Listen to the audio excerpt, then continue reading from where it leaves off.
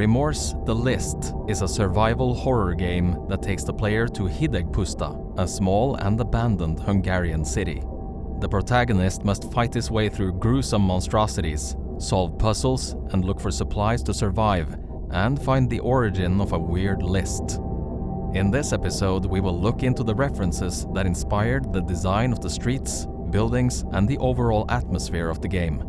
Then, we will talk about how the semi-open world gameplay works. So let's dive deep into the dark and dusty alleys of the game. The game takes place in Hungary during the 90s, where the designer of the game grew up.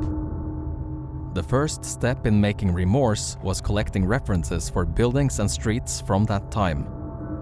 The goal was to make the player feel the dirty and lonely atmosphere of the developer's home city's outskirts, with its flickering street lamps and narrow streets. To achieve this goal, the Presic team used unique Hungarian environment models on every level to make sure it feels authentic. Some of you might recognize the orange trash bins on the streets, the playgrounds with the metal climbers, or the concrete ping-pong tables.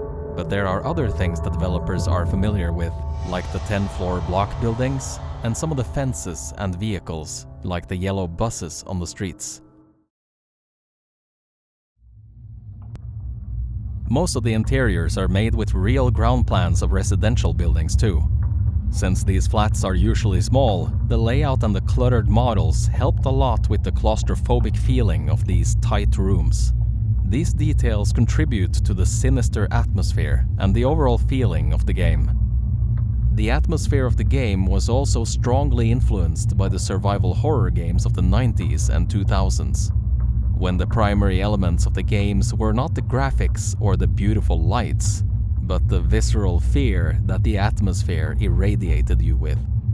Whether it was a foggy and deserted small town, or the failed biological experiments of a large corporation, terror was guaranteed for every player who tried to solve their mysteries. When the team started to work on the levels, they wanted the player to progress from the outer, suburban area to the depths of the city's downtown. While these narrow, lonely streets mean little to no harm to the player, you fight more and more enemies while on your way to the heart of the city.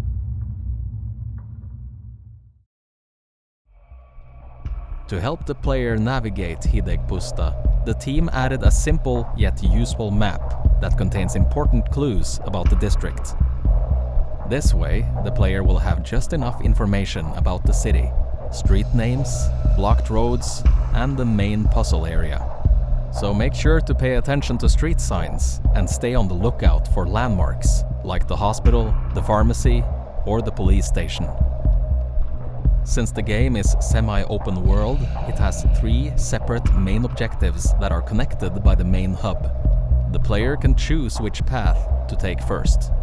It was important for the team to lead the player toward these objectives, so they placed clues all over the city. They are mostly slight hints, like the number 9 or the scattered bloody glass shards, but it helps a lot if the player is paying attention to them. Then, after reaching the area of an objective, the player must find out the dark secret of the place and solve its mystery. Working through the mysterious list this way will eventually uncover the gruesome truth behind it and shed light on the protagonist's past.